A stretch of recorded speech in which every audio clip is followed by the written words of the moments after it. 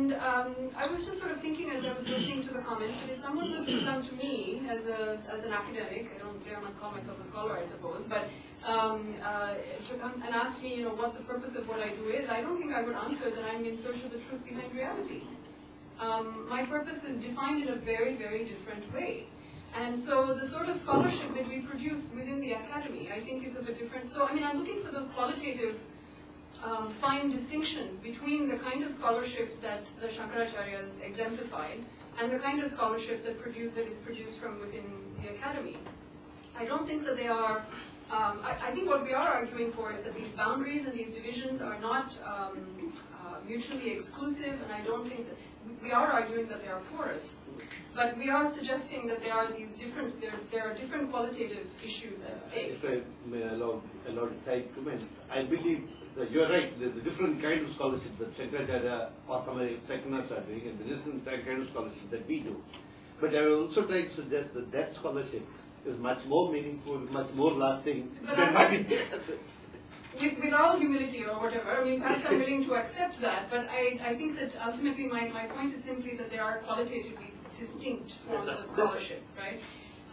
As far as the, I think Maya is again right, that we are, the questions that we're posing at this conference today, that we're, the problems that we're looking at, have come out of a particular kind of trajectory from the secular consensus, which marginalizes certain kinds of experience and privileges others, marginalizes certain kinds of voices and brings others to the center. So the reason we're asking about these boundaries and these binaries and so on is not because we believe that they have any intrinsic value, but because these are the questions that have been generated by this particular academic history of studying these things. What to do about, much ado about the California textbook controversy, I think that sort of depends on who you ask. There were a lot of people who were this was sort of life being reformed, reshaped at that point.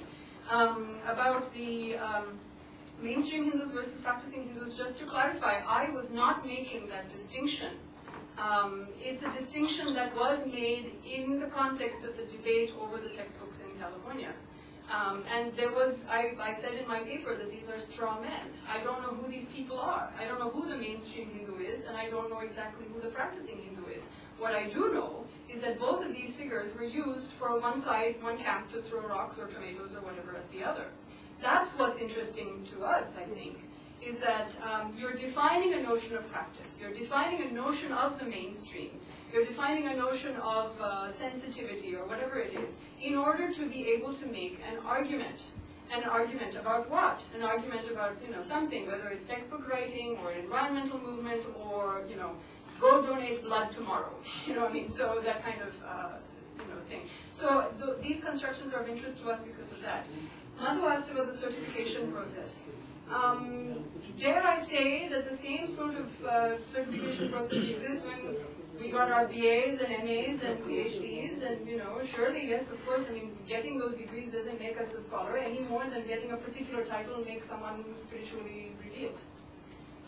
So I do think that those, I don't know if you call it a certification process or whatever, but I do think that those things exist within the academy as much as they exist within these other religious groups as well. And I'm not sure. I think actually this conference is interesting because I'm talking about the California textbook controversy. You bring up the NCRT today, so yesterday we had a paper that discussed textbook writing in the colonial context. I think there's a broader dialogue about textbooks in particular that could happen from that, but I'm not comparing NCRT with California. I think they are distinct episodes actually. No, but also... Oh, sorry. So I'll stop there. I don't know if Maya wanted to say. Yeah? Just very quick. Yeah. The question about internal critical protocols within the insider framework, insider in quotes, I don't know the answer to that, and your question led me to wonder if you did. My hunch is that it has died out. I mean, those internal critical debates, at least within contemporary Hinduism, doesn't exist because they have moved away from philosophical, larger knowledge systems earlier. They've become more, faith and ideology-based organizations. So can you involvement? Well, I don't know. Sorry. I'm sorry. We're going to actually run completely out of time.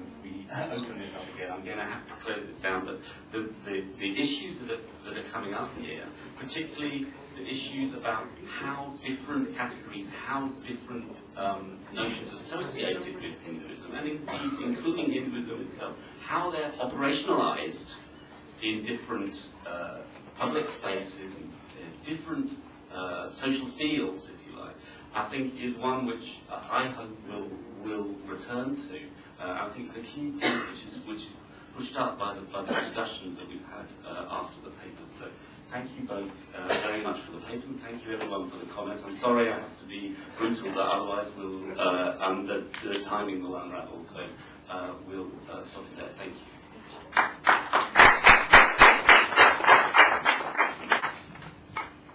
And to watch one small institution. The point is that if we can do it, it will be a huge change in the world. But we cannot pretend that we have done it. We are still struggling because we have our egos. Unfortunately, we have our desires. You can focus on the egos and the desires and say, rubbish, it has fizzled out.